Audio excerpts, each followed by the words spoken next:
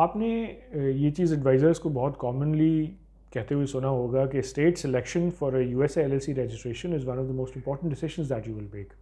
और अक्सर आपने सुना होगा कि डेलावेयर में बना लें, फ्लोरिडा में चले बना लें, या वियोमिंग में बना लें। तो what does it actually mean, और ये चीज़ क्यों इंपॉर्टेंट है?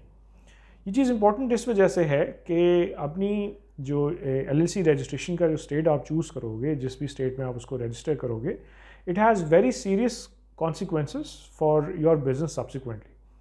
इसी चीज़ के ऊपर डिपेंड करेगा कि आपका टैक्स रेट क्या होगा। फॉर एग्जांपल इफेक्टिव जो आपका टैक्स रेट है, क्योंकि फेडरल टैक्सेस तो अपनी जगह है ही हैं, क्या उस पर्टिकुलर स्टेट में इनकम टैक्स है या नहीं है, इनकम टैक्स एग्जेम्प्ट है, सेल्स टैक्स के क्या रूल्स हैं।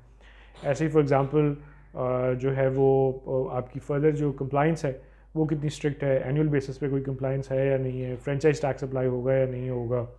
अच्छा, उसके अलावा उस स्टेट का पर्टिकुलर जो है वो इमेज क्या है। अगर आप जो है वो किसी ऐसे अपने क्लाइंट टारगेट करना चाहते हैं जो कि समझते हैं कि चलें अगर हमारा प्रोस्पेक्टिव जो सेलर है, वेंडर है या सर्विस प्रोवाइडर है, वो किसी ऐसी अननोन स्टेट में बैठा हुआ है, तो उनसे कौन जाके हम सर्विसेज कैसे लेंगे।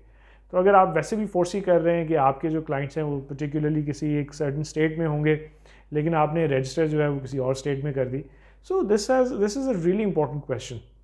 और बहुत ज़रूरी है कि आप सोच समझ के फैसला लें कि आप किस स्टेट में अपनी एलएलसी को रजिस्टर करेंगे।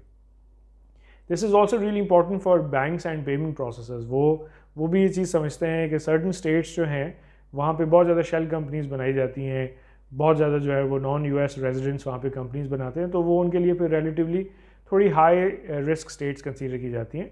तो इस वजह से भी बहुत ज़रूरी है कि आपकी जो चॉइस ऑफ स्टेट है that should be adequate for your particular business and business model.